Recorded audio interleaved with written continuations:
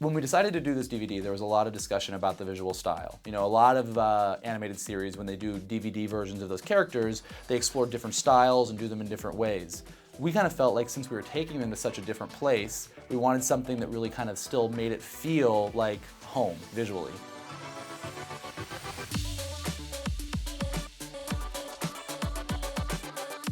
So for the film, we were tasked to come up with a whole new world. Even though it's a high school, it's a My Little Pony Equestria version of what a high school would be. It is a challenge because we've never done humans on the show before, and we had to, make sure that it fit within the canon of the series. So we had to, take what we did with the ponies and figure out how they would look as humans, which is pretty challenging because we've been so used to seeing them on 4 legs, and we had to get them up on 2 legs. Come on, Spike. I do not want to be like this for longer than I have to. To sort of have those worlds collide and have Twilight be an actual human is something that I've pictured, and then you see it come to life, and it's so well done, and it's so cute. I think the fans will really get a kick out of it. Imagine if one of them showed up in Equestria saying they came from a place filled with tall, fleshy, 2-legged creatures with these. We'd think they were crazy. You make a good point. So the challenge was to make them look normal, but not too normal, not too generic. They need to have their own unique look to them, and I think we pulled that off. Hi, my name is Cora Kashitska, and I am a character designer for My Little Pony. And right now I'm just drawing Twilight Sparkle for the movie.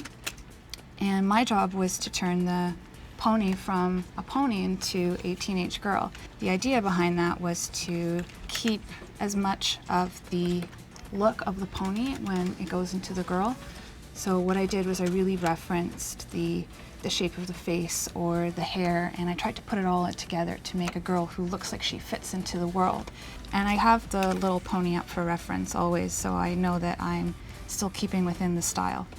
And I think the most important thing about the character is to make sure I get the eyes right, because it's all about the eyes.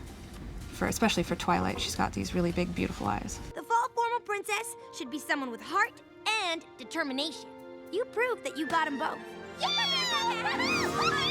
We wanted our world to hook up with Ponyville, but it also had to be unique and have its own look, because we're recreating this whole universe. Even though it's an alternate universe to Ponyville, it needs to hook up together. I'm sure that Studio B will be throwing some things in the background there that when people, pause, they will be catching lots and lots and lots of things. They're very good at throwing in stuff for the fans to find. Our background artist would put a lot of little cues that were in our Ponyville backgrounds, like curly cues, and a lot of the Canterlot architecture we used in the school.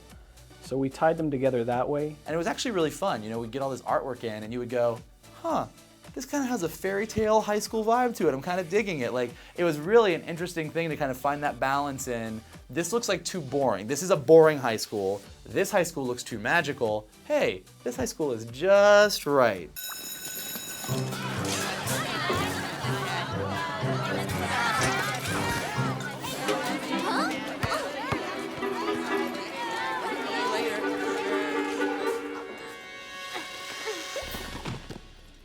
Whoa! You okay? We had become so accustomed to drawing things at a certain proportion as far as doors and windows and things, and to kind of go in there and draw in kind of the same style but adjust everything to work with taller characters was a bit of a challenge. And just the idea of modernizing everything, because we were used to drawing things, props and tools made out of wood and iron and things, but now we had these options to do high-tech things, cell phones, so we had to kind of train ourselves not to draw in that old style, but to kind of, adapt to the new world.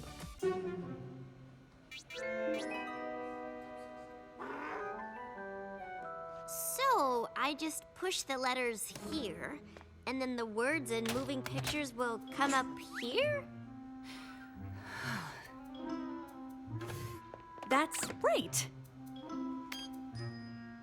Maybe this place does have magic. I think my favorite character from the film would have to be Sunset Shimmer, and that's primarily based on her design because she goes from kind of a normal looking human to this evil creature at the end, and it's just a really cool design character. It's got a real edge to it, but it's still cartoony, and that's the kind of stuff that I really like, so she's my favorite.